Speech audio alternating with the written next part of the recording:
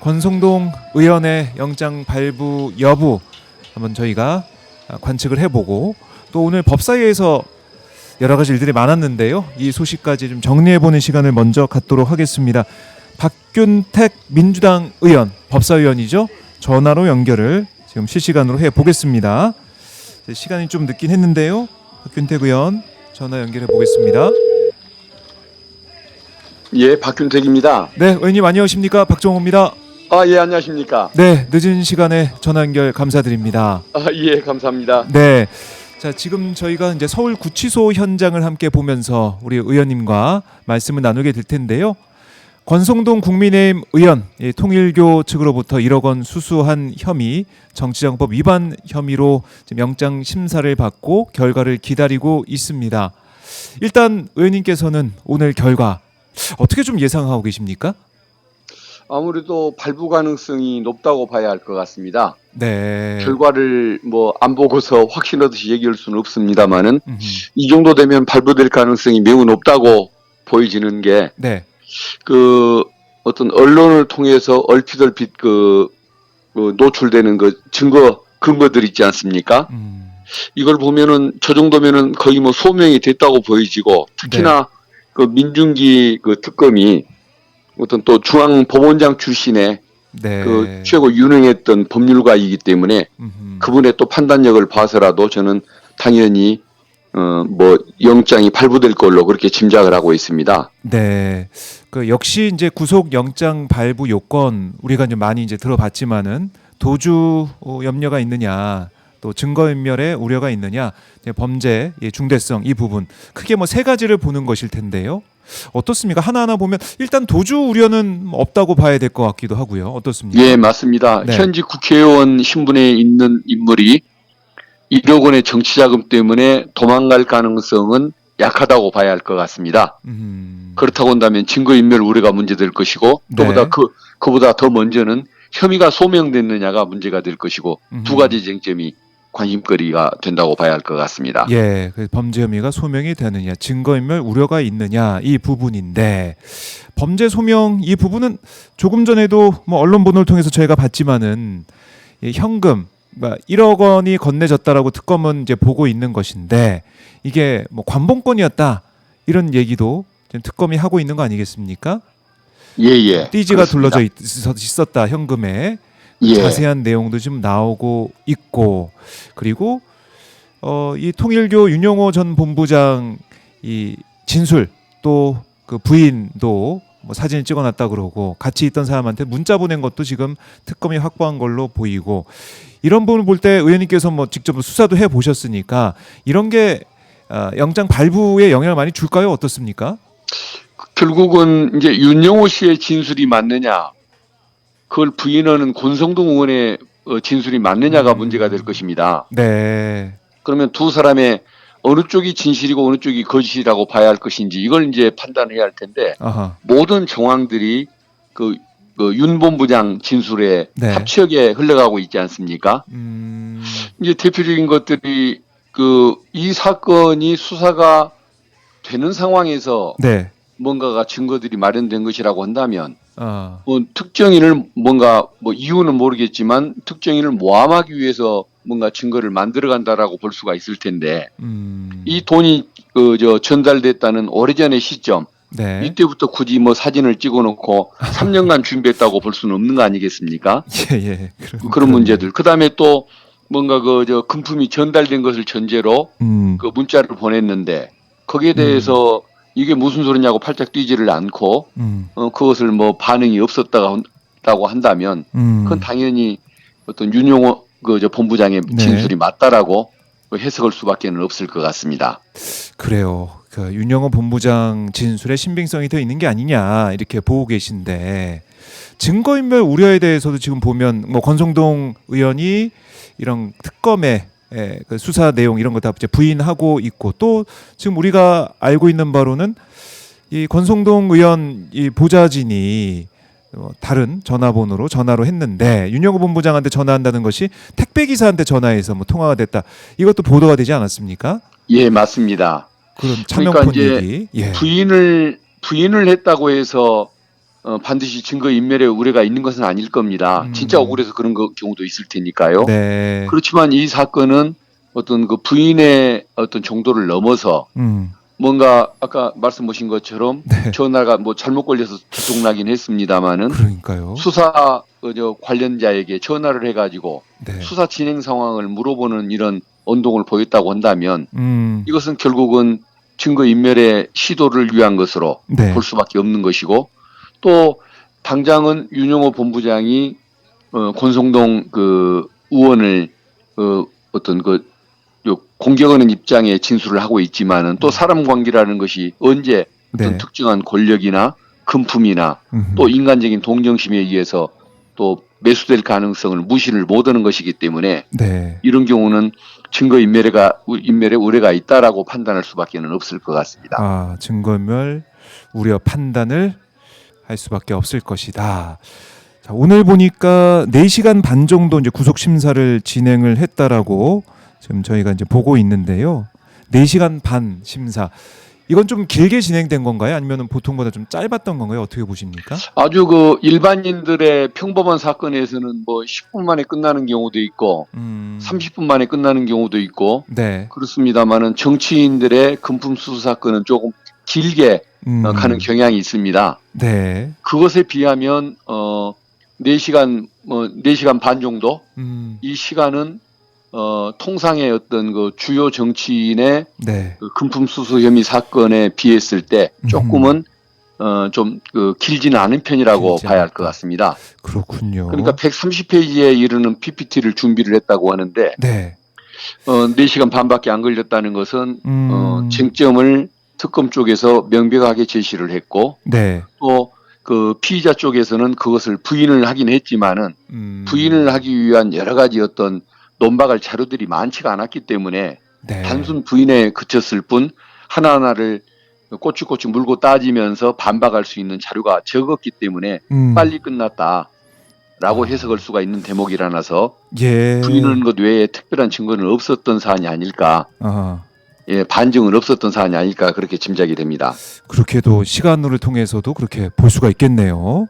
예, 그러니까 그렇습니다. 지금 우리가 보면 뭐 큰 거 한 장 서포트라든가 권성동 오찬 이런 메모가 적힌 윤영호 전 본부장의 다이어리, 그럼 그동안 우리가 많이 들었던 내용이고, 또 오늘 드린 것은 후보님을 위해 요긴하게 써달라라면서 윤 전 본부장이 권성동 의원한테 보낸 그런 메시지, 이것도 오늘 재판부에 제출된 걸로 좀 알려지고 있던데, 그러니까 뭔가 이런 이 증거라고 할까요? 이런 것들이 좀 많이 수집이 됐고 확보가 됐다. 이런 생각은 우리 시청자분들도 상식적으로 할 수 있을 것 같습니다. 어떻게 의원님께서는 판단하십니까? 예, 그렇습니다. 그 다이어리가 사후에 조작된 것이 아닌 한, 네.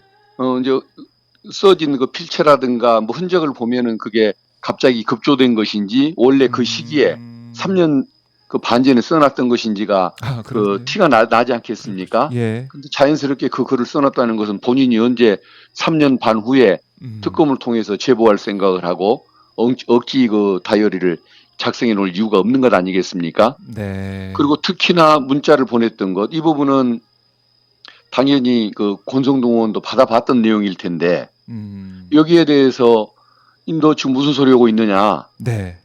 뭐 의문을 제기하거나 크게 화를 내야 맞는 것이지. 예. 그 문자를 보고서도 아무 말 안 했다고 한다면 이것은 그 금품 수수를 전제로 하는 그 반응 아니었겠습니까?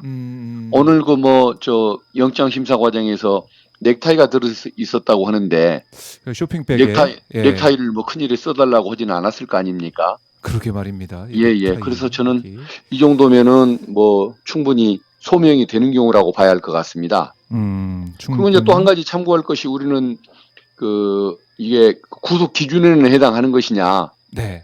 이제 사안의 그 정도를 가지고 평가를 그렇죠. 하기도 합니다만은, 보통 정치자금법 위반 사건은 직무상 대가성이 거의 없고 평소에 친분이 강하게 작용해서 주는 관계이고, 네. 그 다음에 또 본인이 쉽게 그 내용을 다 시인을 하고 뭐 또 이게 따지지 않고 잘못을 인정하는 경우에는 1억 사건이라고 할지라도 어떤 뇌물성이 약하기 때문에 불구속으로 처리해 주는 경우가 종종 있었습니다. 그럼에도 불구하고 이 사건은 그 1억이 단순히 1억에 그치지를 않았고, 네. 뭔가 뭐 국정농단이라든가 또 해외 뭐 투자 개발로 해외 그 투자로 국부 유출로 이루어졌다는 그런 의심이 있는 사건인데다가 예. 이렇게 또 철저하게 또 진실 게임으로 나가자는 식으로 부인을 하고 있기 때문에 아마 1억 액수가 1억 수준이니까 네. 봐줄 것이다. 그건 뭐 통하지는 않을 것 같습니다. 그러니까 이 특검도 이 사안이 정말 엄중하다라고 보고 있는 거 아니겠습니까? 정교가 분리돼 있는 우리 대한민국인데 이게 종교가 이렇게 국정농단급의, 그러니까 이 권성동 의원이 만약에 정말 이렇게 돈을 받고 뭔가 편의를 봐주고 통일교회 사업을 도와주는, 또 인사에 도움을 주는 이런 게 정말 있었다고 한다면 이거는 뭐 우리가 지켜보고 그냥 가만히 둘 수 없는 사안이기 때문에 엄중하다 이렇게 볼 수밖에 없겠네요. 예, 그렇습니다. 이게 네. 그 결과를 보면은 어떤 대통령 권력을 매수하고자 하는 것 아니겠습니까? 일반 공무원에게 몇 천만 원대의 뇌물을 주고 인허가를 받아도 구속이 되는데 이 돈이 죄명은 뇌물죄가 아닌 정치자금법을 적용했는지는 모르겠지만은 이 돈이 원인이 돼가지고 또 국정농단이 됐다든가 해외 투자까지 이루어지는 그 결과를 가져왔다고 한다면은 이것은 뭐 일반 사건보다도 훨씬 더 무거운 뇌물 사건이라고, 내용상 더 무거운 사건이라고 봐야 할 것 같습니다. 그렇습니다. 지금 시간이 11시 15분인데 뭐 4시간 반 정도 심사가 진행됐다고 하면 글쎄요, 이게 자정 안팎의 시간에는 결과 좀 나오지 않을까 이렇게 예상해 볼 수가 있겠는데 의원님은 좀 어떻게 보십니까? 이게 법리가 복잡한 것도 아니고 쟁점이 복잡한 것 같지도 않습니다. 돈을 전달하는데 관여했다, 전달했다라고 얘기하는 윤영호 본부장과 이걸 절대 받은 적이 없다, 넥타이를 받은 것에 불과하다라고 얘기하는 권성동 의원의 말 중에 누구 말이 맞느냐를 가지고 자료를 보면서 누가 말이 맞겠다, 누구 말이 거짓말일 수밖에 없겠다, 이것만 판단하면 되는 비교적 단순한 쟁점의 사건이기 때문에 저는 그렇게 오래 걸려야 할 이유도 없는 사건인 것 같습니다. 그렇네요. 알겠습니다. 저희가 이 상황 계속해서 지켜보도록 하겠고요. 또 의원님, 오늘 이제 법사위에서도 여러 가지 이제 일들이 있었습니다. 많은 시청자분들께서 법사위를 또 주목하기도 했는데 일단은 나경원 국민의힘 의원 간사 선임의 건 부결이 됐죠. 근데 국민의힘에서는 여기에 대해서 또 강하게 반발을 하던데 어떻게 진행이 됐는지 당시 상황 좀 말씀 좀 해주시겠습니까? 표결까지 이어졌죠? 예, 국힘에서는 간사로 선임해달라, 관행대로 해달라라고 강하게 요구를 했고 민주당 의원들이 워낙 반대하는 발언이 많다 보니까 추미애 위원장에게 이건 표결로 가자.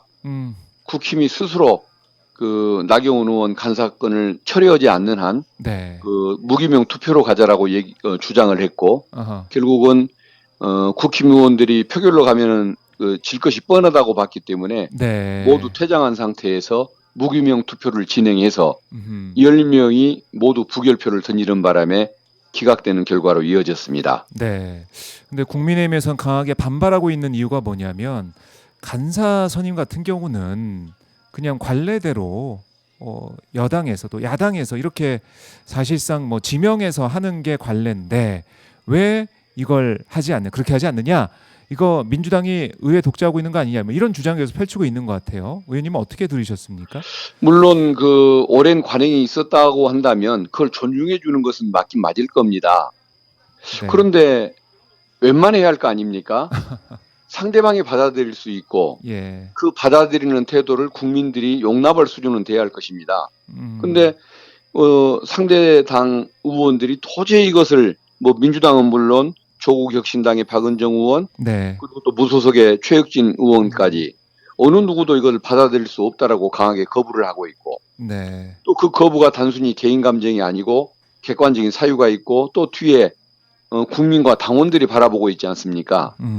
이건 도저히 안 된다라고 그렇게 국민들도 생각하시는 사안인데 의원들이 안 되겠다, 국민들이 안 되겠다 하는 것을 가지고 그 관행만 가지고 어떻게 받아줄 수가 있겠습니까? 그래서 분위기가 그 정도 됐다고 한다면 국힘의 원내 지도부가 당연히 생각을 바꿔서 아하. 좀 뭔가 원만하게 갈 수 있는 사람으로 그 간사를 다시 추천을 했어야 맞는 것이지 나경원 의원이 뭐라고 거기를 괜히 밀어붙이는 식으로 기싸움을 했던 것은 예. 결국은 다수당을 자극한 것이고 또 국민을 자극한 것이기 때문에 스스로가 반성을 해야 할 일이지 네.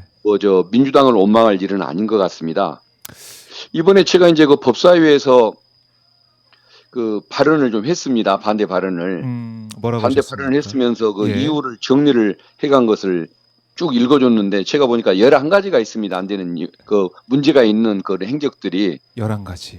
예, 그래서 그것을 예. 쭉 나열을 했습니다. 예. 제가 얼핏 한번 네, 말씀 좀 한번 해주십시오. 말씀드리면 네. 첫 번째는 그 좀 과거형의 일들인데 패스트트랙 사건으로 이번에 징역 2년을 구형받았습니다. 네. 그리고 법사위에 오자마자 초선들은 가만히 앉아 있어 입 다물란 식으로 그렇게 얘기를 했습니다. 그렇죠. 예. 그리고 한동훈 장관에게 패스트트랙 그 사건 공소 취소를 해달라고 청탁한 적이 있습니다. 그리고 또 부친 소유 사학재단에 대한 교육부의 감사를 무마해달라는 그 청탁 의혹이 있었습니다. 네. 그리고 또 그 우리 대한민국의 이름이 1945년에 처음 쓰였다. 이러면서 대한민국 임시정부 헌법에서 법통을 개정하고 있고 이승만 정부도 그 어떤 그 법통을 이어받아서 네. 그 사용했던 대한민국 임시정부의 존재를 부정을 했습니다. 그리고 또 자유대 그 축하 행사에 그 창설 그렇죠. 기념 행사에 가가지고 네. 또 친일 시비를 일으켰지 않습니까? 그렇습니다. 그런 것들이 있는데다가 그러나 이제 이것들은 좀 과거형의 것이거나 또 국힘의 조중 문화이거나 단순한 이기심의 발로이거나 예. 또 오래된 일이기 때문에 또는 역사에 무지해서 그런가 보다라고 우호적으로 해석해 줄 수도 있는 부분이 있을 겁니다. 네. 그러나 도저히 용납이 안 됐던 것은 12.3 불법 비상계엄 때 군경이 국회를 점령하고 포위하고 있는데도 해제 표결에 불참을 했지 않습니까? 그리고 탄핵소추 표결 때도 들어오지 않았고 네. 윤석열의 체포영장을 집행을 막기 위해서 관절을 드나들면서 그걸 방해를 했습니다. 그리고 또 그 태극기 모독부대 사이비 네. 종교 집단 앞에서 그 불법 비상계엄을 옹호하면서 그 극우 세력들에게 눈도장을 찍었지 않습니까? 그리고 또 윤석열 그 구치소를 수시로 오가면서 면회를 하고 그 스피커처럼 역할을 했습니다. 그렇다고 한다면 이것은 헌법 정신, 헌법 규정을 또 현행 법을 어기고서 현행적으로 지금 위반 행위를 네. 위헌 위법 행위를 저지르고 있는 정치인이기 때문에 이쪽은 절대 간사가 될 수가 없다. 네. 더구나 법사위의 간사는 될 수 없다라는 의견을 제기했고 모든 의원들이 여기에 다 동의를 하는 상황이었었습니다. 네. 그렇기 때문에 저희들 입장에서는 이걸 가지고 어떻게 관행이라는 이유만으로 이 간사로 승인을 해줄 수가 있었겠습니까?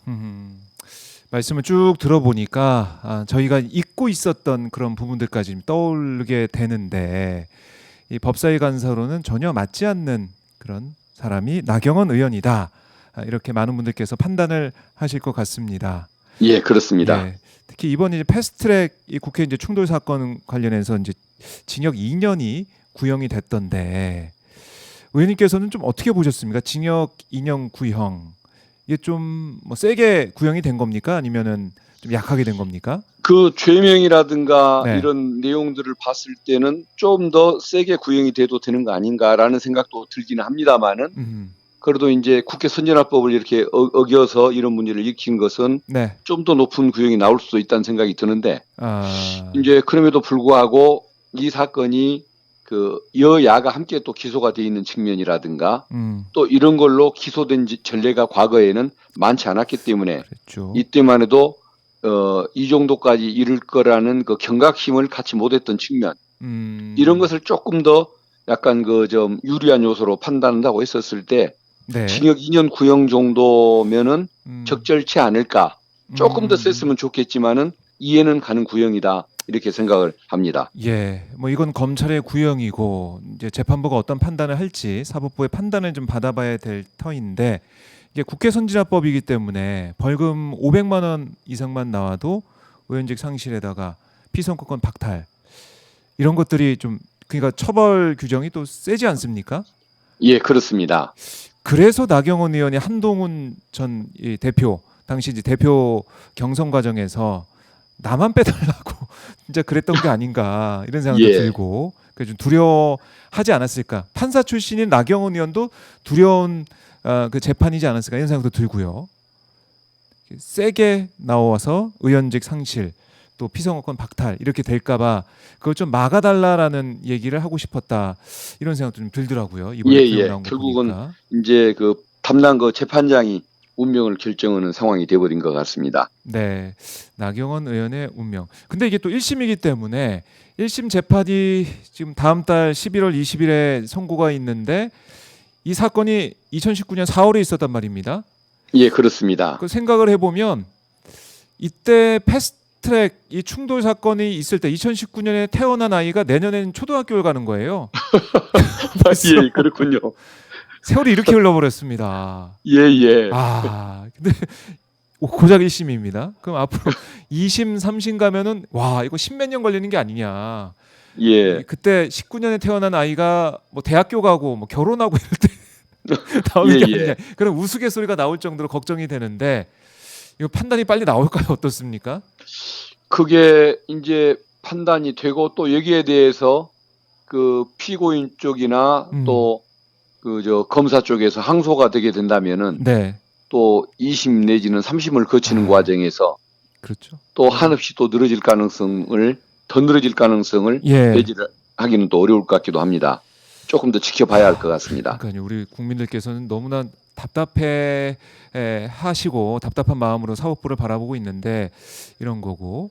그리고 이제 네. 민주당도 같이 기소가 됐다라고 맞아요. 이제 국힘 쪽에서는 주장을 합니다만은 그때 성격이 좀 달랐던 것이 그 민주당이 그 공수처법 등을 가결시키는 것이 싫어서 네. 그걸 막으려고 회의장 문을 닫아버렸기 때문에 민주당에서는 들어가려고 그 회의장 문을 거죠. 열고 정상적인 회의를 진행하려고 들어가는 과정에서 발생했던 그런 그 폭력 물리적 충돌 사태 아니었습니까? 네. 그러다 보니까 정상성을 회복하기 위해서 물리적 충돌을 일으켰던 민주당과 네. 그것을 못하게 막는 과정에서 물리적 충돌을 유발했던 국힘은 조금 제가 보기에는 사안 자체나 어떤 그렇죠. 어떤 범정이라고 할까요? 이런 네. 것들이 많이 차이가 난다고 저는 생각을 합니다. 그러니까 그러니까 가서 회의를 해야 되는데 그걸 막고 있는 상황에서 정당한 회의를 하기 위해 들어가기 위한 그 노력, 그 과정에 있었던 충돌 이걸 같은 저울에 놓고 잴 수는 없겠죠. 좀 예, 그렇습니다. 드는데 아마 사법부의 올바른 판단이 또 있지 않을까 이렇게 생각을 해 봅니다. 그래요. 나경원 의원 같은 경우는 이제 아예 그냥 위기에 이제 몰리게 됐다. 어쨌든 그런 상황이고 특히 이제 오늘 법사위를 제가 이제 지켜보면서 곽규택 의원의 발언, 곽규택 국민의힘 의원의 발언 이게 또 큰 논란, 비판을 받게 됐는데 의원님께서도 그야말로 대노를 하셨더라고요. 극대노. 의원님이 이렇게 참 부드럽고 나긋나긋하게 말씀하시고 회의도 진행을 하시고 참석하시는데 이렇게 화내는 모습 제가 처음 봤거든요. 어떤 상황이 있었던 겁니까? 예.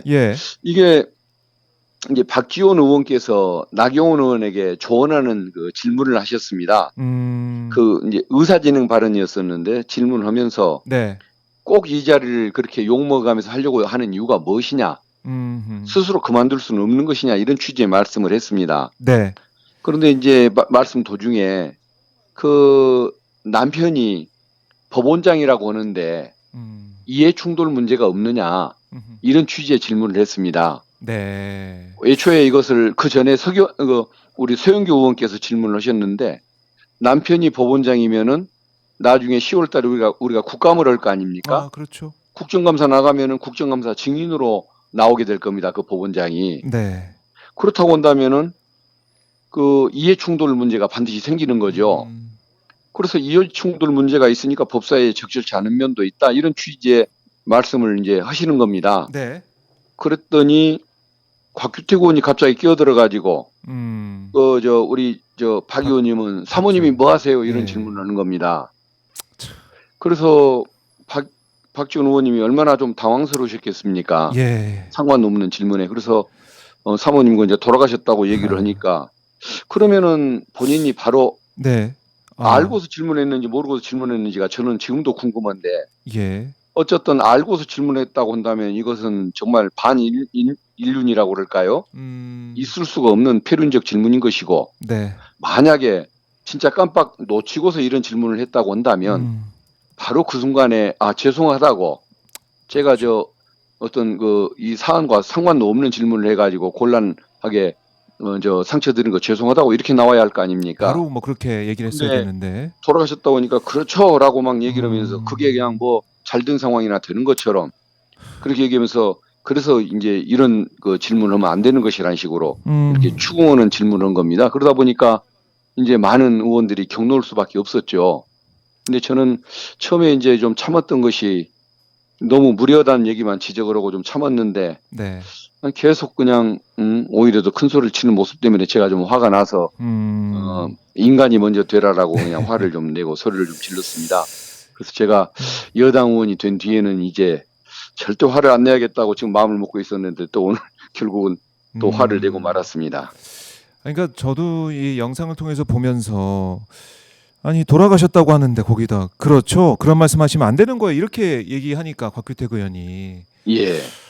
이건 아닌데 오히려 그런 질문을 하지를 말았어야 하는 게 예. 남편이 뭐하냐는 그 질문은 법원장이 아니냐는 그 질문은 국회법상 이해충돌 문제가 있으니까 오면 안 된다는 논리적인 법적인 질문이었던 것이고 네. 박지원 의원님의 사모님이 뭐 어디 공직에 남아서 법사위 뭐 국감을 받는 위치에 있는 분이 아닐 것은 살아계시더라도 너무 당연한 거 아닙니까? 네. 연세로 보나 뭐 본인이 알고 있는 뭐로 보나 그런데 그걸 가지고 이렇게 질문하는 그 방식 자체도 잘못된 것이었고 또 돌아가셨다고 했을 때 보이는 반응도 정말 어이가 없었고 네.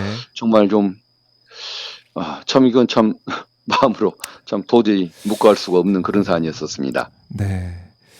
그러니까 나경원 의원의 남편이 뭐 하는지는 다 알고 있고 알려졌고 그러니까 누구나 다 인지하고 있는 그 사실이기 때문에 그렇게 질문한 것인데 박지원 의원한테 곽규택 의원이 이런 질문을 하고 또 돌아가셨다고 하는데도 그런 반응을 보인 거 많은 비판을 받고 있습니다. 물론 뭐 나중에 뭐 죄송합니다 미처 몰랐습니다 정말 몰랐습니다 뭐 이렇게 박지원 의원한테 사과를 하기도 했는데 박 의원께서도 사과를 이제 받아주기도 했는데 이런 모습 다시는 국회에서 보지 않았으면 좋겠다는 생각이 듭니다. 그렇습니다. 네, 법사위에서 매일매일 보니까 법사위가 전쟁터 같은 느낌도 들고 최일선에서 지금 박규택 의원께서 고군분투하고 있는 모습도 좀 보고 있는데 사실은 다른 상임위원회는 여야가 바뀌었지만은 법사위는 사실은 제대로 된 여당이 됐다고 보기가 어려운 그런 측면이 있는 것 같습니다.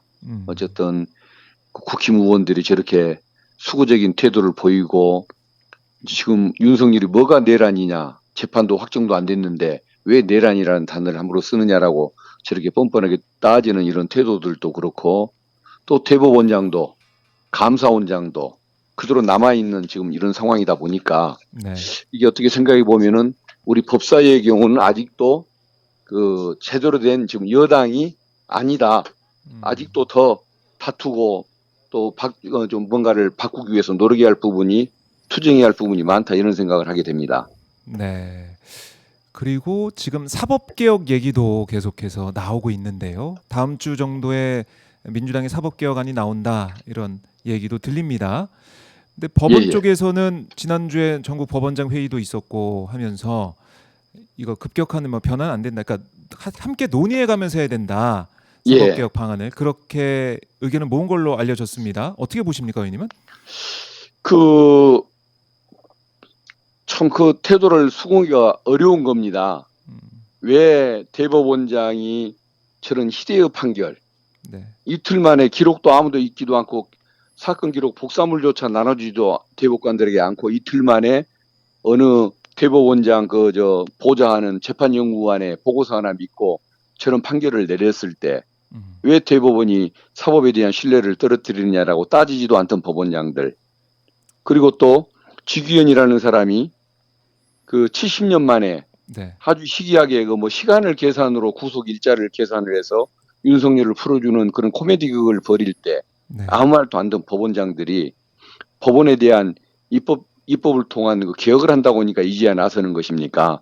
사법권의 독립을 침해하지 말라고 그러고 그러다 보니까 이제 조의대 뭐 사퇴론까지 이렇게 나오고 법원에 대해서 이제 비판 견해가 나오는 것인데 그게 세상이 마치 어떤 법원의 권위와 사법의 독립을 위해서 존재하는 것처럼 사실 사법의 독립이라는 것은 진실을 밝히고 인권을 보장하기 위한 절차적 수단에 불과한 것일 뿐인데 마치 사법의 독립이라는 것이 무슨 그 본인들의 보호막인 것처럼 이런 식으로 활용하려는 이런 태도들은 옳지 않다고 봅니다.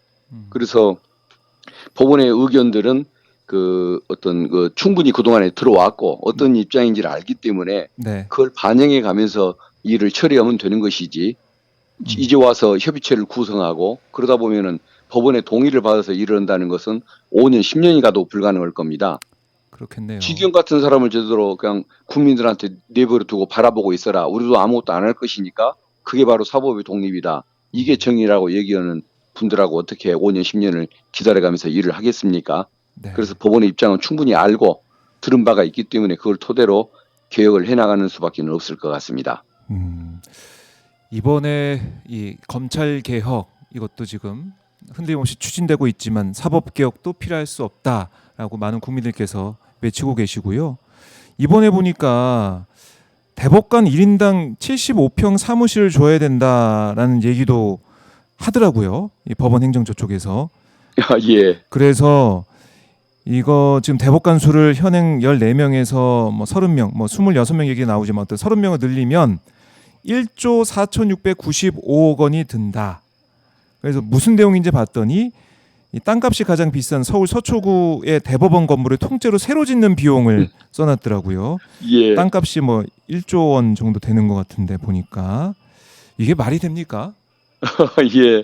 대법관 한 분 한 분을 다 예. 장관급 예우를 해야만 하고 장관급에 올리는 사무실을 다 줘야 하고 또 13명이 네. 판결을 할 수 있는 구조로 법정이 돼 있기 때문에 그걸 뭐 예를 들어 뭐 25명이든 뭐 30명이든 예. 주르르 앉아서 재판할 수 있는 더 넓은 공간을 내놔야 한다는 의미로 이제 비용 문제로 이렇게 방어 논리를 펴려는 것 같은데 이건 좀 황당하다. 대법관이 권위로서 실력으로서 그 어떤 국민의 존중을 받을 생각을 해야지 장관 직급에 맞는 뭐 공간을 따진다든가 그리고 재판을 선고할 때 판결문 내용이 중요하지 26명이 주르르 그렇게 앉는 것이 뭐가 중요하겠습니까? 앞뒷줄에 앉으면 안 되는 걸까요? 그래서 저는 뭐 그 주장 자체가 네. 어떤 국민의 정서와는 동떨어진 어떤 그 경제 논리라고 생각이 되고 결국은 그 경제 논리를 그렇게 편다는 것은 네. 어떤 국민 정서를 이제 거스를 방법이 없다 보니까 이제 드디어 이제 어떤 예산 예산 논리를 가지고 방어책을 또 펴는 것 같다는 생각이 듭니다. 어쨌든 그것은 별로 중요한 그다음에 또 그렇게 그 합리적인 주장은 아니었던 것 같습니다. 네. 그러니까 보면 이게 모르겠어요. 저 의자 조희대 대법원장이 앉아 있는 저 의자를 몇십 개 더 사고 그 공간이 필요해서 그런지 모르겠습니다만 의자 크기가 중요한 게 아니라 내용이 중요하고 좀 사법부가 제대로 판단하느냐 국민들의 신뢰를 받고 있느냐 이게 중요한데 주기현 판사도 그렇고 조희대 대법원장도 그렇고 대선 과정에서 있었던 그런 모습들 거기에 대해서는 책임지거나 아니면 조사 결과를 내놓거나 이런 거 없이 그냥 우리 사법개혁안 못 받아 이렇게 나오고 있으니 돈 얘기까지 하고 있으니까 국민들이 분노할 수밖에 없고 그래서 조희대 대법원장 주기현 판사 빨리 물러나라 오죽하면 탄핵 계획까지 일각에서 나오는 거 아니겠습니까? 예, 그렇습니다. 예. 최근에 그런 그 모습들 법원장 회의 결과 이런 부분들이 그 조희대 그 대법원장의 사퇴론 이것을 이제 불고 왔다 또 그 주장하는 그 배경이 됐다고 봐야 할 것 같습니다. 또 일부는 혹시 또 뭐 여당이 민주당이 뭔가 새로운 그 뭐 근거를 확보했기 때문에 사퇴론을 갑자기 주장하는 거 아니냐. 또 오늘은 또 뭐 그 부승찬 의원이 오늘 대정부 질문에서 본회의장에서 그 한덕수 뭐 조희대 두 분의 그 만남 이것을 어떻게 제보를 받은 걸 토대로 폭로를 함으로써 네. 판결 전에 이런 뭔가 야합이 있었던 거 아니냐는 의혹을 제기를 했는데 저는 그게 사실인지 아닌지는 모르겠습니다만은 그런 의혹과 상관없이 네. 그런 그 사퇴론 또 재판부 교체론 이런 것이 충분히 그 뭐 설득력 있게 국민한테 다가갈 수 있는 상황이라고 생각을 합니다. 네, 그래요. 우리 국민들은 사법개혁을 바라고 있다. 국민의 뜻. 이재명 대통령도 취임 100일 기자회견을 통해 가지고 이 권력에 대해서 권력은 다 우리 국민들한테 이제 위임을 받은 것이고 국민들의 뜻에 따라서 권력 행사가 돼야 되는 거고 이런 취지의 말씀을 계속 하지 않았습니까? 예, 맞습니다. 그 뜻대로 국민 뜻대로 가야 되고 사법개혁도 완수가 돼야 된다 이런 생각을 다시 한번 해보게 되고요. 그리고 뭐 내란 뭐 특별재판분이 아니면 전담 이 부를 만들지 여러 가지 안이 좀 나오고 있는 것 같은데 그 얘기 나오는 것도 쥐기현 재판부 신뢰할 수 없기 때문에 계속해서 나오는 거 아니겠습니까, 의원님? 예, 맞습니다. 그것도 쥐기현 재판부 탓이 제일 크고 네. 아주 일부는 그 한덕수 총리에 대한 영장 기각 그게 좀 이런 컸죠. 것들이 조금 더 기름을 부은 것 같습니다. 그러게요. 그래서 오늘 저희가 권성동 의원의 영장 발부 여부를 기다리면서 그 소식을 기다리면서 의원님과 또 긴 시간 말씀을 좀 나눠봤는데 만약에 권성동 의원에 대해서 영장이 기각이 된다. 그럼 어떻게 될까요, 의원님? 그거 그렇게 국민한테 커다란 불신 반발을 불러올 결정을 하지는 않으리라고 믿습니다. 예. 예. 알겠습니다. 예, 그러니까 예. 이게 참 상상하기 어려운 저희가 초반부터 말씀을 나눴듯이 여러 가지 증거들 진술들이 나와 있는데 판사가 거기에 전혀 흔들리지 않고 그런 진술을 다 무시하고 외면하고 뭐 방어권 보장 차원에서라든가 뭐 증거인멸 우려가 없다라는 뭐 그런 식의 궤변 뭐 주장을 하면서 영장을 기각을 한다. 그건 참 생각하기 어려운 경우이기 때문에 저희가 그냥 웃음이 저절로 나오게 되는데. 예. 네. 당연히 발볼 걸로 믿고 있습니다. 밥을 걸로 믿고 있다. 예. 알겠습니다, 의원님. 제가 그것은 인생님께서 권성동 꼭 심판받길 바라며 응원합니다 하시면서 슈퍼챗도 좀 보내주셨는데요. 너무나 감사드리고요. 긴 시간 밤늦게 의원님 너무나 감사드리고 끝으로 못다한 말씀 있으면 저희가 듣고 의원님 이제 주무시게 제가 도와드리겠습니다. 예. 예. 아까 좀 전에 그 민주당은 법사위만은 아직도 그 여당이 아닌 야당인 것 같다고 말씀을 드렸는데 네.